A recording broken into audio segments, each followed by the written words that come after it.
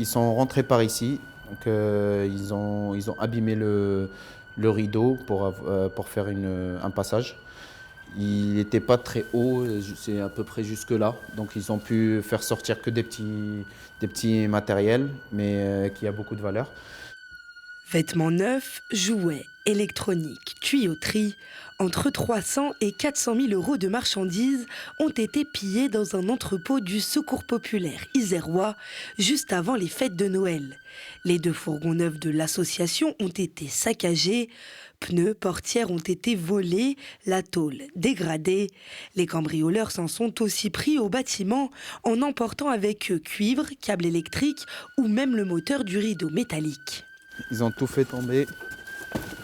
C'était au début axé plus sur du cuivre.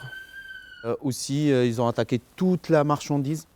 Je ne vois pas l'intérêt d'avoir saccagé tout ça, mais je pense qu'ils cherchaient juste des produits de valeur. Et j'avoue que je suis complètement éberlué par ce qui s'est passé. Ça fait un mal au cœur terrible. Comment peut-on s'attaquer à une structure du secours populaire de cette façon?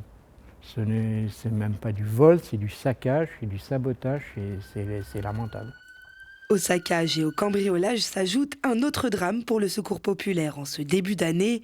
Son responsable isérois se dit victime de menaces par mail et par téléphone.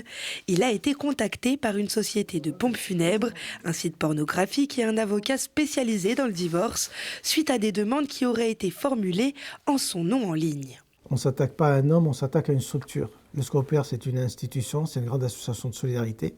Titre personnel, j'ai porté plainte. Le Secours populaire Direction nationale porte plainte. Et on ira loin parce qu'on estime que personne, à notre époque, peut être menacé. On n'envoie pas des messages sous-entendus de mort ou autre chose, c'est inacceptable. Et si on croit qu'on veut m'intimider, je crois qu'ils n'ont rien compris, parce qu'on ne s'attaque pas à un homme, on s'attaque à une structure.